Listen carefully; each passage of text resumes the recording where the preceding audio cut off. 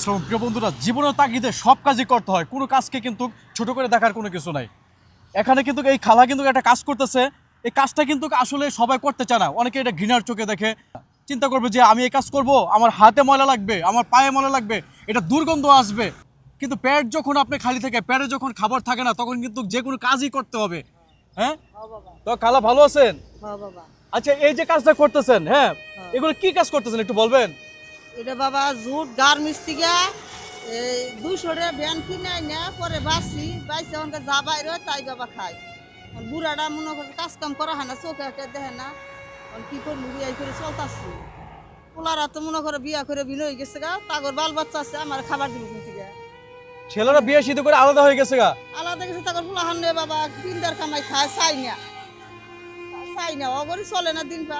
এখন আমি নিজে বাজার করে খাই, আর তোর যেমন তা সেই মতো করে খামু। দুঃখজনক ঘটনা। ছেলে মেয়ে মানুষ ছোট থেকে বড় করছে, লালন পালন করে, হ্যাঁ। ভবিষ্যতে ছেলে মেয়েরা মা বাবাকে দেখবে, অথচ সেই মা বাবা আজ রাস্তায় দেখেন এগুলা তারা টোকায় এনে এগুলা এখন বিক্রি করবে না, বিক্রি হবে কি হবে না জানে না।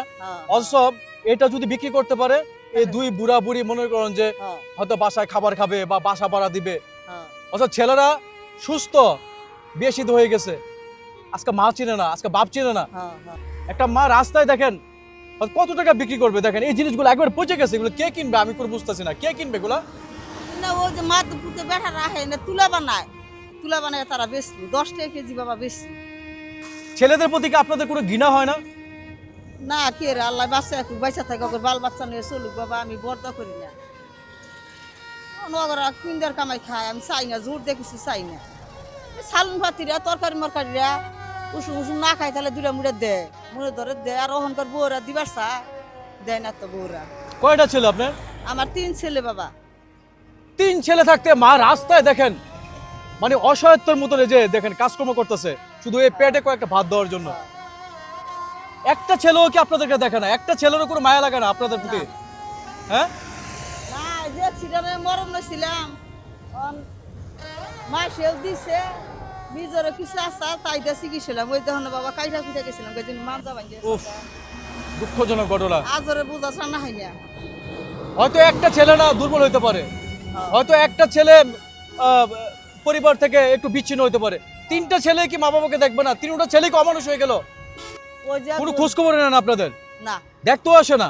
না আল্লাহ ছেলেদেরকে অনেক বড় লোক বানাক, অনেক টাকার মালিক বানাক। হ্যাঁ, দুর্ভাগ্য বাবা। ওই যে এটা বেড়া পড়ে রয়েছে না, চোলের মধ্যে পোকা ধরে গেছে গা, হেডা বিয়া না হারলাম, গরম পানি করে স্যাবলেন কিনে আনলাম, শ্যাম্পু কিনে আনলাম, তারপর সাবান কিনে আনলাম, হেডার গোসল দোয়া ওই জন্য হয়ে থেলাম, পোকা পড়ে গেছে গা, ডাইরেক্ট পোকা পড়ছে। বড়ি পাঠালাম, এনে বিয়ার নাগাদি হারতাছি বাবা, বিয়ানের সকাল আইসি এনে হারলাম।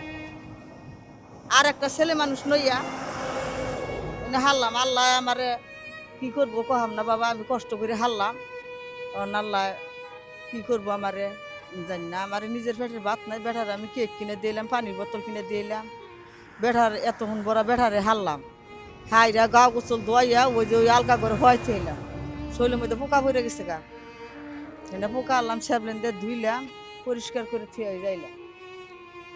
কথা বুঝতে পারছেন? স্বামী অসুস্থ, শরীরে মাংস পচে পোকা বেরোচ্ছে, উনি এখানে বসে বসে এই যে পেটের তাগিদে যতটুকু পারে সামর্থ্য স্বামীর চিকিৎসার জন্য উনি কর্ম করে যাচ্ছে, আর 3টা সুস্থ ছেলে বিয়ে করে আলাদা হয়ে গেছে গা। বাহ। তো যাই হোক প্রিয় বন্ধুরা, আমি দেখি ওনার জন্য কি করতে পারি। তবে খুবই দুঃখজনক ঘটনা, 3টা সন্তান থাকতে মা এখন রাস্তায় দুমুঠো ভাতের জন্য হাহাকার করতেছে।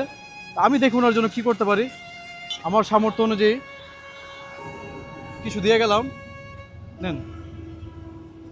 আল্লাহ তোমার বাচ্চা একটু আমি ভালো থাকেন, এটার জন্য এটা দিয়ে আপনি কিছু একটা করে নিয়েন। হ্যাঁ, আচ্ছা বাবা, ঠিক আছে, আসি। আচ্ছা ছেলেদের বাবা। প্রতি আপনাদের কোনো রাগ নাই তো? না বাবা, কোনো রাগ নেই? না না না না। ঠিক আছে, তারপরও এই মায়ের কোনো রাগ নেই ছেলেদের প্রতি। মা বাবা এরকমই হয়, সন্তান হাজার অপরাধ করার পরও মা বাবা সন্তানের প্রতি তাদের কোনো রাগ গোসা থাকে না। এই সন্তানদেরকে আল্লাহ তাআলা হেদায়েত দান করুক, ফিরে আসুক মায়া এবং বাবার সেবা যত্নের প্রতি। সবাই ভালো থাকেন, আল্লাহ হাফেজ, আসসালামু আলাইকুম।